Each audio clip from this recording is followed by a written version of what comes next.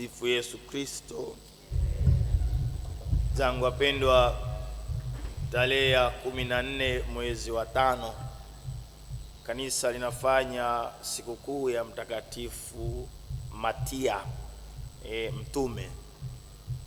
Baada tu ya Yesu kupaa na kiwa wameahidiwa wasitoke kwa ajili ya ujio wa Roho Mtakatifu, Petro kama kiongozi aliendelea na shughuli za uongozi, na Petro anasimama anawaambia mitume wenzake na wafuasi kwamba wanajua kuna pengo lililotokana na uhaini wa Yuda Iskarioti, usaliti wa Yuda Iskarioti.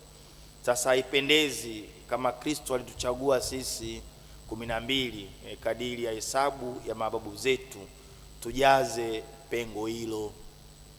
Ukisema ni vizuri kuchagua mtu aliye miongoni mwetu.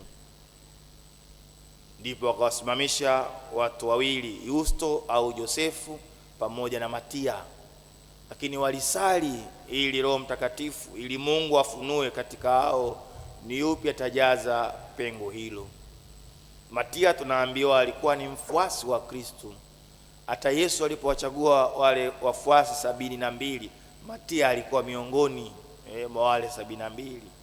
Na kura basi na maangukia Matia, anajaza pengo la Yuda. Na baada tu ya Pentekoste tunaambiwa Matia kama mtume alienda kuhubiri huko Uyahudini, katika sehemu za Uyahudi kwa muda wa miaka mingi, lakini mwishowe alikamatwa, akapigwa mijeledi na kuuawa hata kutoa damu yake. Katika moja ya sifa anazompa Mtakatifu Matia, alikuwa mnyenyekevu, mpole, asiyekuwa na maneno mengi, lakini katika habari za ushuhuda wa Kristo aliweza kuongeza kwa ufasaha na kwa ujasiri kwamba nyinyi ya Wayahudi mliyemuua huyo Kristo ndiye aliyefufuka, ndiye mimi ninayemhubiri. Ndio maana wakati fulani sehemu aliyoenda walikataa kusikia ukweli huo, wakamuua. Lakini leo katika Injili tunasikia ujumbe huu, siwaiti watumwa bali ni rafiki.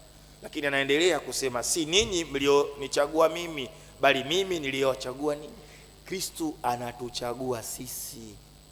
Wewe jinsi ulivyo ni kwa ajili ya mapenzi ya Kristo. Tunastahilishwa na Kristo. Wakati fulani tunasahau ujuzi tuliokuwa nao, mamlaka tuliokuwa nayo, tajiri tuliokuwa nayo. Tunafikiri wakati fulani umetokana na kwa juhudi zetu. Hapana, ni Kristo anatuambia nimekustahilisha wewe. Anachotaka tubaki katika pendo hilo. Kila mmoja anakuwa shuhuda, kila mmoja anaitwa kuwa mtume kumhubiri Kristo, lakini katika matendo yaliyo mema. Ndio maana anasema mkipendana watu watajua kuwa nyinyi ni wanafunzi wangu. Tumuombe Mtakatifu Matia ambaye tunamsherehekea leo, atujalie basi daima kwa upendo huo tuweze kueneza katika maisha yetu ya kila siku.